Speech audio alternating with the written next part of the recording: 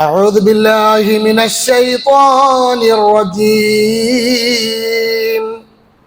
بسم الله الرحمن الرحيم.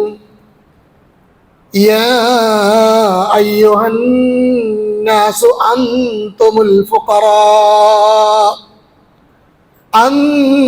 الفقراء إلى الله والله هو الغني الحميد. إن يشأ يذهبكم ويأت بخلق جديد وما ذلك على الله بعزيز. صدق الله العظيم. رب اشرح لي صدري ويسر لي أمري واحلل عقدة من لساني يفقهوا قولي. إن أريد إلا الإصلاح ما استطعت وما توفيقي إلا بالله عليه توكلت وإليه أنيب.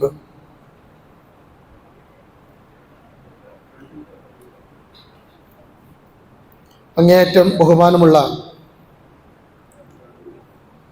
സത്യവിശ്വാസികളായ സഹോദരന്മാരെ, സഹോദരിമാരെ,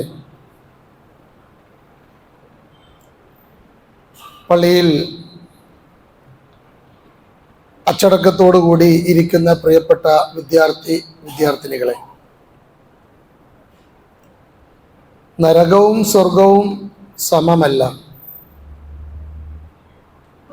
സത്യവും അസത്യവും തുല്യമല്ല. നന്മയും തിന്മയും ഒരുപോലെയല്ല. ധർമ്മവും അധർമ്മവും ഒരുപോലെ മനസ്സിലാക്കുന്ന കാര്യങ്ങളല്ല. സത്യത്തിൻ്റെയും ധർമ്മത്തിൻ്റെയും നന്മയുടെയും മാർഗത്തിൽ മുന്നോട്ട് പോകുന്നവർക്ക് മാത്രമാണ് അള്ളാഹു സ്വർഗം നൽകുന്നത്. സ്വർഗം ലഭിക്കുന്ന മുത്തഖീങ്ങളിൽ അള്ളാഹു നമ്മെ എല്ലാവരെയും ഉൾപ്പെടുത്തി അനുഗ്രഹിക്കുമാറാവട്ടെ. ആമീൻ. അങ്ങനെ മുത്തഖീങ്ങളാവുക എന്നതാണ്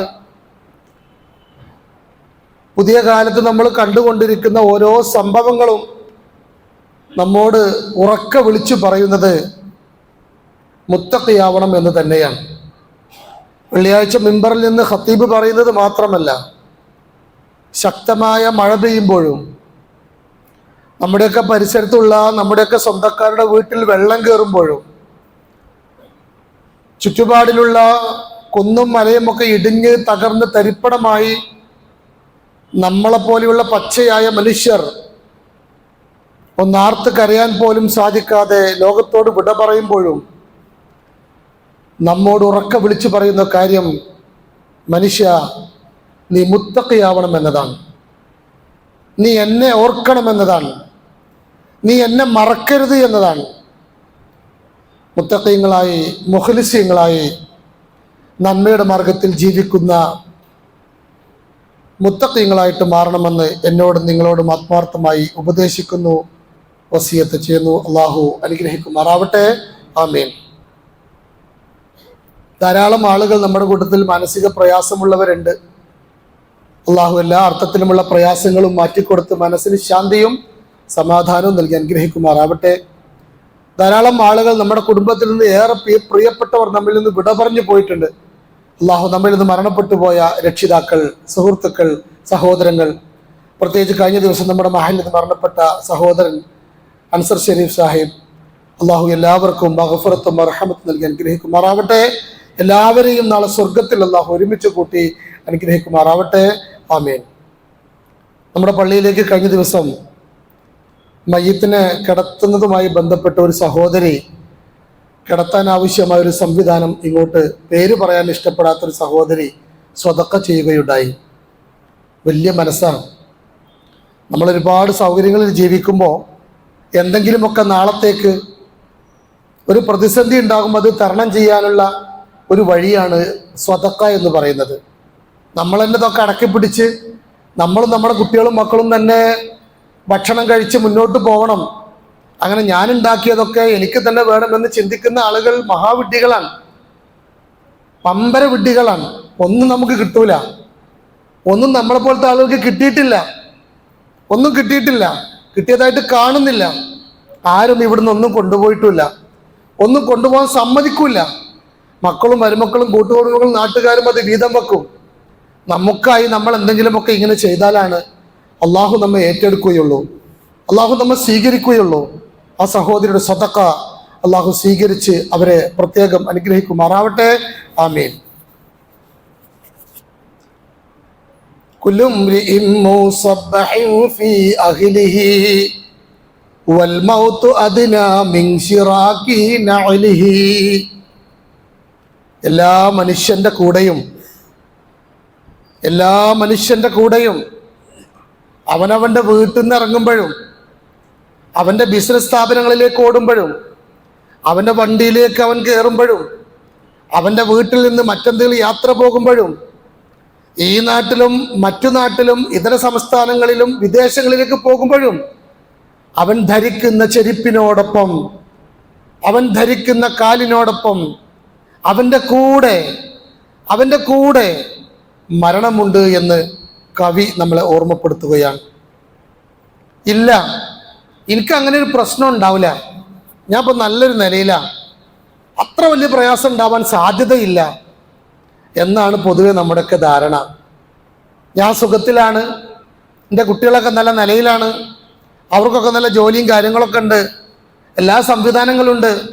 മുകല്ലഫുൽ അയ്യാമി ളിദ്ദത്തു ബാഗിയ മുതതല്ലബുൻ ഫിൽ മാഇ ജദ്ബത്തു നാരി.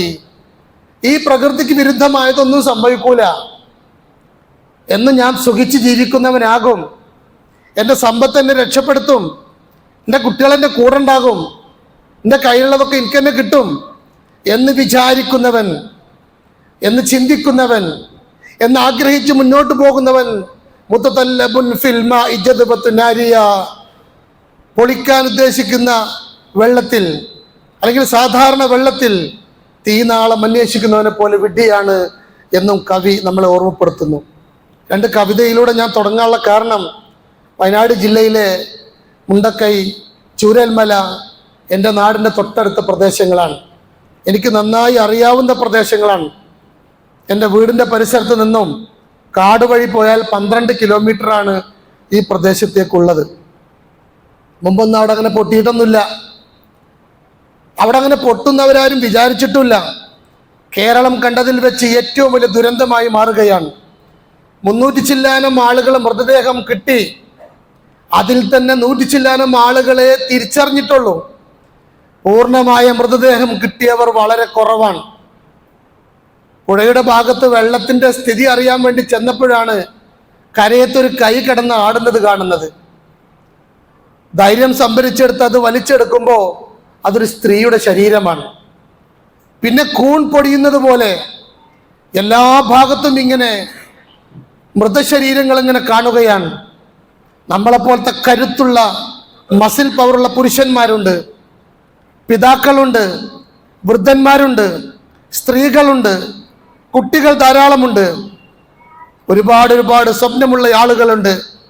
ജൂലൈ 29-ാം തീയതി, ജൂലൈ 30-ാം തീയതിയിലെ പ്രഭാതം മനോഹരമാവണമെന്ന് ആഗ്രഹിച്ച് സ്വപ്നങ്ങളൊക്കെ നെയ്ത് കിടന്നുറങ്ങിയവരാണ്. കുടുംബത്തിൽ നിന്ന് കുടുംബത്തിലേക്ക് വിരുന്നു പോയവരൊഴിച്ച് എല്ലാവരും എല്ലാം നഷ്ടപ്പെട്ടവരായിപ്പോയി. ഒരു നാട് മൊത്തം അവിടെ നഷ്ടപ്പെട്ടു. അങ്ങനെ ഒരു നാട് അവിടെ ഉണ്ടായിരുന്നു എന്ന് പറയാൻ പറ്റാത്ത വിധം ഖുർആൻ അങ്ങനെ പറഞ്ഞിട്ടുണ്ട്. അങ്ങനെ ഒരു നാട് അവിടെ ഉണ്ടായിരുന്നു എന്ന് പറയാൻ പറ്റാത്ത വിധം ആ നാട് തന്നെ ഇല്ലാതെയായി. ഉമ്മാന്റെ വീട്ടിലേക്ക് വിരുന്നു പോയവർ ചിലർ രക്ഷപ്പെട്ടു. തിരിച്ച് ഇങ്ങോട്ട് വിരുന്നു വന്ന പലരും ഈ അപകടത്തിൽപ്പെട്ടു. നന്നായി ഒന്ന് ആർത്ത് കരയാൻ അവസരമുണ്ടായില്ല. കണ്ണിലും മൂക്കിലും വായിലുമൊക്കെ മണ്ണും ചെളിയും വെള്ളവും കയറി ഒന്ന് ആർത്ത് കരയാൻ പോലും പറ്റാതെ നമ്മളെപ്പോലെയുള്ള പച്ചയായ മനുഷ്യർ ഈ ലോകത്തോട് വിട പറയേണ്ടി വന്നു. ലക്ഷക്കണക്കിന് രൂപയുടെ കാപ്പി തോട്ടവും അതിൻ്റെ പണവും അതിൻ്റെ സംഗതികളും അതുമായി ബന്ധപ്പെട്ട ATM കാർഡുകളും ക്രെഡിറ്റ് കാർഡും വെള്ളത്തിൽ ഒലിച്ചുപോയി. വളരെ മനോഹരമാണെന്ന് മനസ്സിലാക്കിയ 24 മണിക്കൂറും സ്നേഹത്തോടെ കൊണ്ടുതരുന്ന സ്മാർട്ട് ഫോണുകളും കമ്പ്യൂട്ടറും എല്ലാം നഷ്ടപ്പെട്ടു. അതിലുള്ള രേഖകൾ നഷ്ടപ്പെട്ടു. കാലങ്ങളായി എടുത്തു വച്ചിരുന്ന മനോഹരമായ ഫോട്ടോയും സെൽഫികളും നഷ്ടപ്പെട്ടു. റേഷൻ കാർഡും ആധാർ കാർഡും എന്തൊക്കെ രേഖകൾ സുരക്ഷിതമായി അലമാരയുടെ ഉള്ളിൽ പ്രത്യേക റൂമിൽ അതിലൊരു പ്ലാസ്റ്റിക്കിന്റെ കവറിൽ ഏറ്റവും വൃത്തിയായി എപ്പോ നോക്കിയാലും തിരയാതെ കണ്ടെത്താൻ കഴിയുന്ന രേഖകളൊക്കെ എല്ലാം നഷ്ടപ്പെട്ടു. വീടിന്റെ മതിൽ ആവശ്യമില്ലാതെയായി, മതിലിന്റെ അപ്പുറത്തുള്ള ആളുകളെ നോക്കാൻ സമയമില്ലാതെയായി, എല്ലാം നഷ്ടപ്പെട്ടു. വീടിന്റെ മുമ്പിലെ കാർ പോർച്ചിലെ കാറുകളും ബൈക്കുകളും വ്യത്യസ്തമായ മുഴുവൻ വിഭവങ്ങളും ഈ മലവെള്ളപ്പാച്ചിലിൽ കുത്തിയൊലിച്ചു പോയി. തലേന്ന് രാത്രി ഉടുത്ത വസ്ത്രം, ആ വസ്ത്രത്തോടെയെങ്കിലും അവർക്ക് മരണം വരിക്കാൻ പറ്റാത്ത വിധം എൻ്റെ ഒരു സുഹൃത്ത് വിളിച്ചു പറഞ്ഞു, ഇവിടെ കിട്ടിയ 100 ചില്ലാനം മൃതദേഹങ്ങളിൽ 90-ലധികം മൃതദേഹങ്ങൾക്ക് വസ്ത്രം തന്നെ ഇല്ല. ഏതവസ്ഥയിലാണ് അവർക്കത് സംഭവിച്ചത്? അവരെന്ത് അവസ്ഥയിലാണ് ഉണ്ടായിരുന്നത്? ഇടക്ക് മൂത്രമൊഴിക്കാൻ എണീറ്റിട്ട് മഴയുടെ ശക്തി കണ്ടപ്പോ ഇല്ല, ഒന്നും പറ്റുകയില്ല എന്ന് വിചാരിച്ച ഒരു സഹോദരി രക്ഷപ്പെട്ടത് കണ്ടു. ആ സമയത്ത് ഉപ്പയുടെ കയ്യിൽ മുറുക്കി പിടിച്ച്, പിഞ്ചു പൈതലിനെ മാറോടണക്കി പിടിച്ച് അവർ പുതപ്പൊന്ന് നന്നാക്കി അമർത്തി കടന്നതും തൊട്ടുപുറകിലുള്ള മതിൽ, അവരുടെ വീടിന്റെ ചുമര് അവരുടെ മേലെ വീണു. ഉപ്പയെയും മകനെയും കടുത്തു തന്നെ പിടിച്ചു. പക്ഷെ പിന്നീട് ഒരു ഒഴുക്കായിരുന്നു. ആ ഒഴുക്കിൽ എൻ്റെ ഉപ്പയെ കൈവിട്ടു. പിന്നെ ഞാൻ എൻ്റെ മകനെ ചേർത്ത് പിടിച്ചു. എന്ത് തന്നെ വന്നാലും മകനെ കൈവിടില്ല എന്ന് വിചാരിച്ചെങ്കിലും കിലോമീറ്ററോളം കുത്തിയൊലിച്ചു പോയ ആ സഹോദരി അതുമാത്രം രക്ഷപ്പെട്ടു. അതിൻ്റെ കുഞ്ഞും ലോകത്തോട് വിട പറഞ്ഞു. എൻ്റെ ഒരു സുഹൃത്ത്, അദ്ദേഹത്തിൻ്റെ കുടുംബത്തിൽ 17 ആളുകളാണ്. 16 പേരും ലോകത്തോട് വിട പറഞ്ഞു. ഞാൻ മാത്രം ബാക്കിയായി. എന്നെ മാത്രം എന്തിനാണ് ബാക്കിയാക്കിയത്? എന്നെ കൂടെ തിരിച്ചു വിളിക്കാമായിരുന്നില്ലേ എന്ന് അറിയാവുന്ന ആളുകളെയൊക്കെ ഫോൺ ചെയ്തും വോയിസ് അയച്ചും ആ സഹോദരൻ പൊട്ടിക്കരഞ്ഞു. ഇതൊക്കെ കേൾക്കുമ്പോഴും നമുക്ക് നമ്മുടെ മനസ്സിലൊരു രക്ഷാകവചമാണ്. അതൊക്കെ അവർക്കല്ലേ, നമുക്കല്ലല്ലോ. നമുക്ക് അങ്ങനെയൊന്നും പറ്റിയിട്ടില്ലല്ലോ. നമ്മുടെ നാട്ടിലും വെള്ളം കയറി കുറെ 10-30ഓളം വീടുകൾ ക്ലീനാക്കാൻ പോകുന്ന കൂട്ടത്തിൽ ഓരോ വീടുകളിലും അവരവരോട് താങ്ങാൻ പൊക്കാൻ പറ്റാത്ത വസ്തുക്കളൊക്കെ മേശപ്പുറത്തും മലമാരപ്പുറത്തും കയറ്റി വെച്ചത് കാണാൻ സാധിച്ചു. നമ്മൾ എപ്പോഴും അങ്ങനെയാണ്. എന്ത് സംഭവവും നമ്മെ ബാധിക്കുന്നതല്ല എന്ന് വിചാരിക്കുകയാണ്. സഹോദരന്മാരെ, നമ്മൾ വളരെ നിസ്സാരരാണ്. നമുക്കൊരു കഴിവുമില്ല, നമുക്കൊന്നുമില്ല. സാങ്കേതികയുടെ ഉത്തുംഗതയിൽ നിൽക്കുമ്പോഴും വലിയ വലിയ ടെക്നോളജികൾ മുന്നോട്ട് പോകുമ്പോഴും മനുഷ്യൻ ദുർബലനാണെന്നറിയുന്ന, മനുഷ്യൻ നിസ്സഹായനാണെന്നറിയുന്ന, ഏറ്റവും അപകടകാരിയായ, ഒന്നും ചെയ്യാൻ കഴിയാത്ത, ഏറ്റവും ദുർബലനായ സൃഷ്ടിയാണെന്ന് മനസ്സിലാവുന്ന നിമിഷമായിരുന്നു നമുക്ക് കാണാൻ കഴിയുന്നത്. ചില സമയത്ത് വ്യക്തികൾ ഇതുപോലെ നിസ്സഹായരാകും. ചില സമയത്ത് കുടുംബങ്ങൾ, ചിലപ്പോൾ ഗ്രാമങ്ങൾ, ചിലപ്പോൾ സംസ്ഥാനങ്ങൾ, ചിലപ്പോൾ രാജ്യങ്ങൾ, ചിലപ്പോൾ ലോകം തന്നെ. കൊറോണയുടെ കാലം നമുക്ക് എല്ലാവർക്കും അറിയാവുന്നതല്ലേ. തുടക്കത്തിലൊക്കെ നമ്മൾ എന്തൊക്കെ പറഞ്ഞു, മരുന്നിനെ കുറിച്ച് എന്തൊക്കെ പറഞ്ഞു. ലോകം മുഴുവൻ വ്യാപിച്ച ഒരു മഹാവൈറസായി മാറി അക്ഷരാർത്ഥത്തിൽ മനുഷ്യന്റെ ദൗർബല്യം ബോധ്യപ്പെടുത്തിയ ഒരു കാലഘട്ടമായിരുന്നു. കൊലപാതകങ്ങൾ കുറഞ്ഞു, അക്രമങ്ങൾ കുറഞ്ഞു, ആരാധനാക്രമങ്ങളൊക്കെ വർദ്ധിച്ചു. മനുഷ്യൻ കുറച്ചൊക്കെ മാറിയതാണ്. കൊറോണ മാറി, പക്ഷേ കൊറോണ പോയി, പക്ഷെ നമ്മൾ വീണ്ടും പഴയ രീതിയിലേക്ക് മാറി എന്നുള്ളതാണ്. മലപ്പുറം ജില്ലയിൽ തന്നെ പാണ്ടിക്കാട് നിപ്പ വന്നൊരു സംഭവം. ഞാൻ ഒരു ദിവസത്തെ യാത്രക്കിടയിൽ എന്നെ വഴിയിൽ വെച്ച് പോലീസ് തടഞ്ഞു. ഞാൻ പറഞ്ഞു, ഞാൻ പാലക്കാട്ടിൽ നിന്നാണ് വരുന്നത്, അവിടെ ഒന്നും അത്ര പ്രശ്നങ്ങളില്ല. ഇതില്ലാത്തതിന്റെ പേരിൽ മാസ്ക് ഇല്ല, ലോക്ക്ഡൗൺ ആണ് ഇവിടെ, ആളുകൾ ഇന്നും കാണാനില്ല. മനുഷ്യൻ തന്നെ ദുർബലനാവുന്ന, നിസ്സഹായനാവുന്ന. കർണാടകയിലെ സംഭവം, അർജുനെ കിട്ടിയോ? എത്ര ദിവസം പരിശ്രമിച്ചു? അർജുൻ മാത്രമല്ലല്ലോ, ഒരു വ്യക്തി മാത്രമാണെങ്കിൽ അങ്ങനെ വിചാരിക്കാം. നല്ല ആധുനിക സജ്ജീകരണമുള്ള അജാനുബാഹുവായ ഒരു ലോറി അടക്കം കണ്ടിട്ടില്ല. സിഗ്നൽ കിട്ടിയിട്ടില്ല. പരിശ്രമിച്ചു നോക്കി, പുറത്തുനിന്ന് ആളുകൾ വന്നു, നാടാകെ പരിശ്രമിച്ചു, സൈന്യങ്ങൾ വന്നു നോക്കി, യാതൊരു നിവൃത്തിയുമില്ല. 2014 മലേഷ്യയിലെ കോലാലംപൂരിലേക്ക് സഞ്ചരിച്ച ഒരു പ്ലെയിൻ 227 യാത്രക്കാരും 9 ജീവനക്കാരടക്കം 236 യാത്രക്കാരുമായി പുറപ്പെട്ട വാഹനം ഇന്ത്യൻ മഹാസമുദ്രത്തിൽ അതിന്റെ റഡാറിൽ നിന്നും അപ്രത്യക്ഷമായി. ഇന്ന് വരെ കിട്ടിയിട്ടില്ല. എവിടെ പോയത്, എവിടെ ഉള്ളത് അറിയില്ല. മനുഷ്യൻ നിസ്സഹായനാണ്, അവനൊന്നും കഴിയില്ല. ഇത് ബോധ്യപ്പെടുമ്പോഴാണ് ഇതൊക്കെ നമുക്ക് പാഠമാവുക. ഇന്നൽ ഇൻസാന ലയത്ഗാ അർആഹു ഇസ്തഗ്ന. മനുഷ്യൻ അക്രമിയാണ്. അവൻ വിചാരിക്കുന്നത് അവൻ മതി എന്നാണ്. എനിക്ക് ഞാൻ മതി, എൻ്റെ കാര്യങ്ങൾക്ക് ഞാൻ മതി, എൻ്റെ സ്വത്ത് മതി, എൻ്റെ കട മതി, എൻ്റെ ബിസിനസ് മതി. അങ്ങനെ ചിന്തിക്കരുത്, അങ്ങനെ ചിന്തിക്കാൻ സാധിക്കരുത്. പുതിയ സംഭവങ്ങൾ നമ്മോട് ഓർമ്മപ്പെടുത്തുന്ന അതാണ്, വഅന്നൽ ഖുവത ലില്ലാഹി ജമീഅ. എല്ലാത്തരം ശക്തിയുമുള്ളത്, ഖുവത്തുള്ളത് അള്ളാഹുവിന് മാത്രമാണ് എന്ന് മനസ്സിലാക്കുകയാണ്. ഇന്നൽ ഇൻസാന ഖുലിക ലഈഫ. ദുർബലനാണ് മനുഷ്യൻ, വളരെ ദുർബലനാണ് മനുഷ്യൻ, അവനൊരു കഴിവുമില്ല. ഞാൻ ഇതുമായി ബന്ധപ്പെട്ട് അലി ഇബ്നു അബീ ത്വാലിബിന്റെ ഒരു പ്രസ്താവനയുണ്ട്. മിസ്കീൻ ഇബ്നു ആദം, ആദമിന്റെ മകൻ ദുർബലനാണ്, പാവപ്പെട്ടവനാണ്. അവന്റെ അവസ്ഥ എന്താണ്?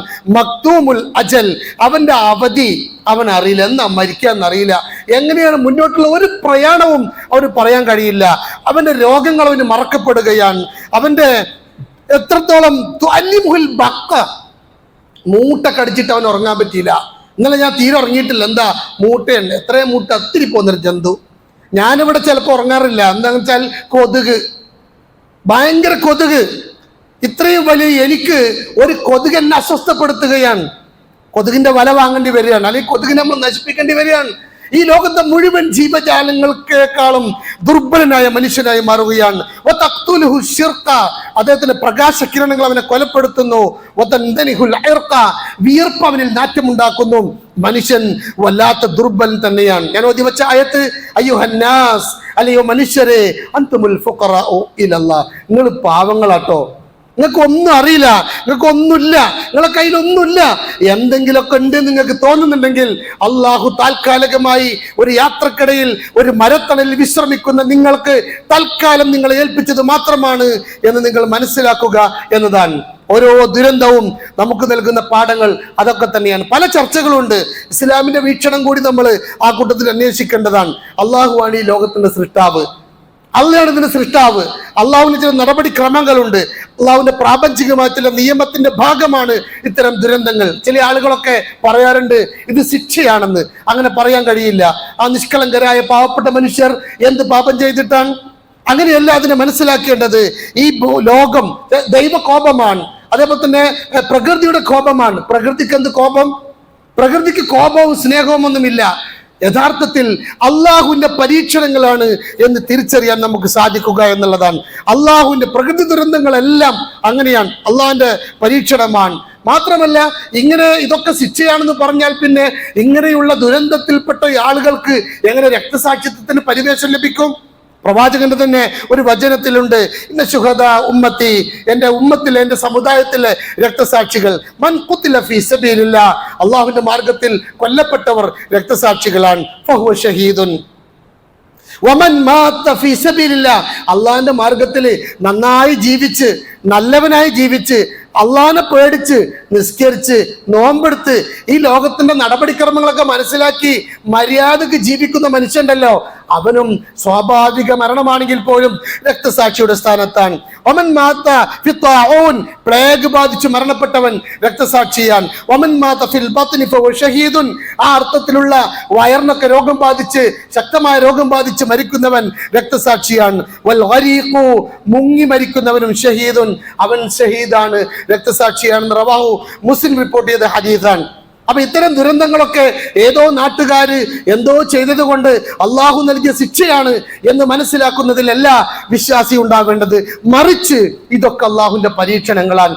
ചിലപ്പം ആ സംഭവങ്ങൾ ഏറ്റവും വലിയ പരീക്ഷണമാകുന്നത് നമുക്കാണ്.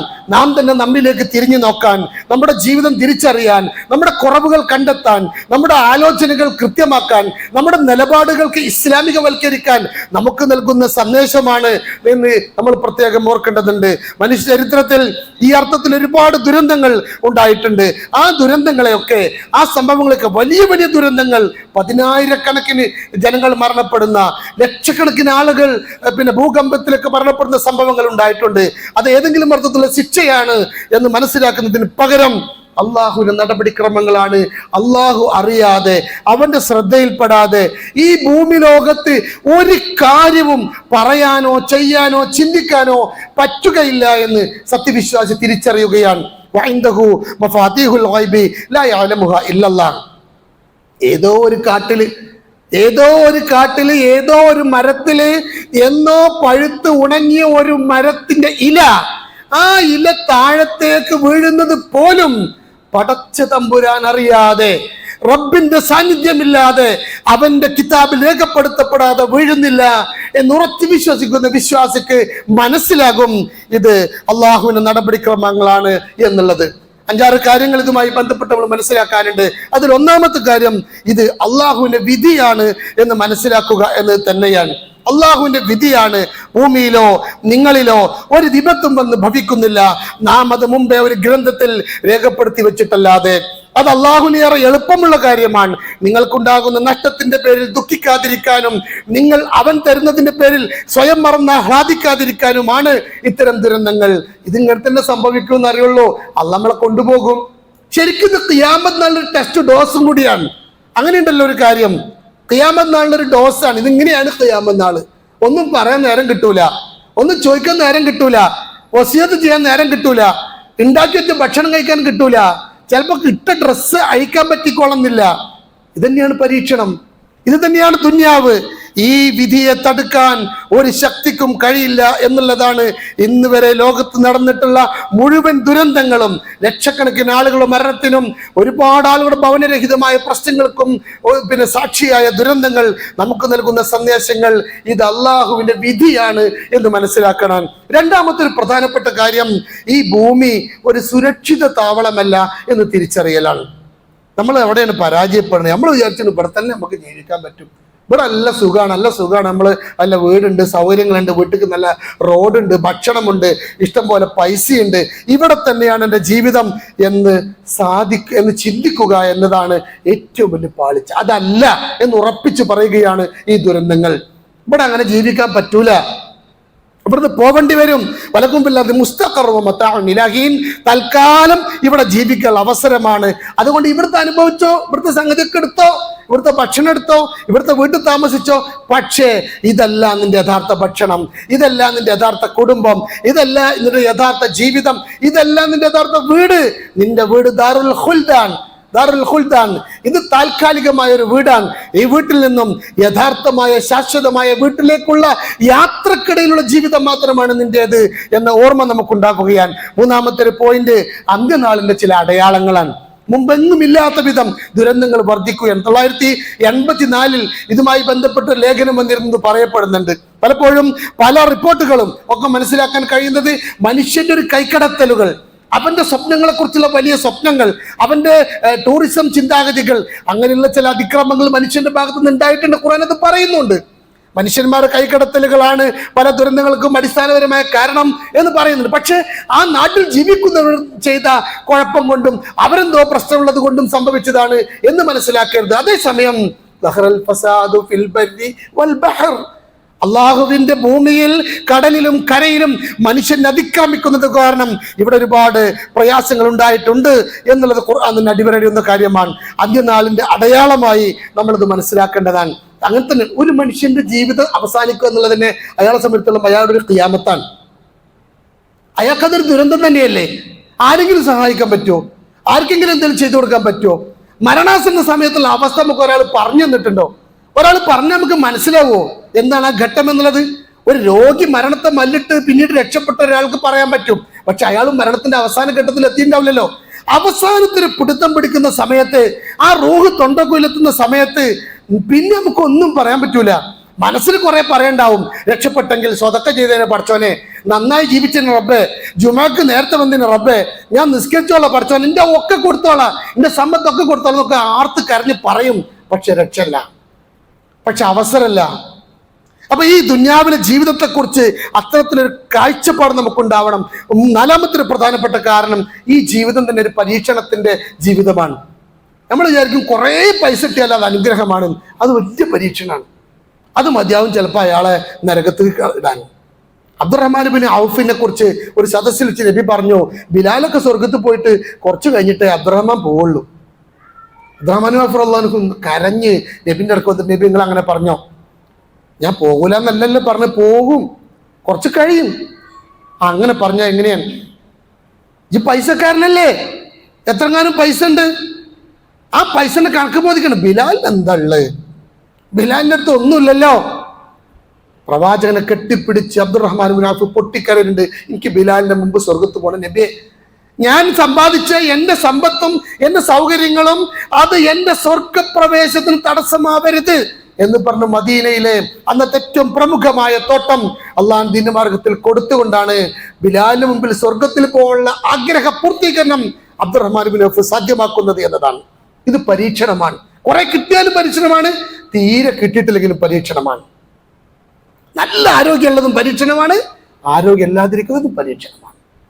പരീക്ഷണം വലനബലുവന്നക്കും ബിശൈഇൻ മിനൽ ഖൗഫി വൽ ജൂഇ വനഖ്സിൻ മിനൽ അംവാലി വൽ അൻഫുസി വത്തമറാത്ത് വബശ്ശിരിസ് സ്വാബിരീൻ. ഖുർആൻ പറയുന്നുണ്ട്, ഭയം, പട്ടിണി, ജീവന ഉപാധികൾ, വിളനാശം, കൃഷിനാശം, ദുരന്തങ്ങൾ, ശാരീരിക നാശം, ഇതൊക്കെ കൊണ്ട് നിങ്ങളെ പരീക്ഷിക്കുക തന്നെ ചെയ്യും. ചിലപ്പോൾ പരീക്ഷിക്കുന്നല്ല,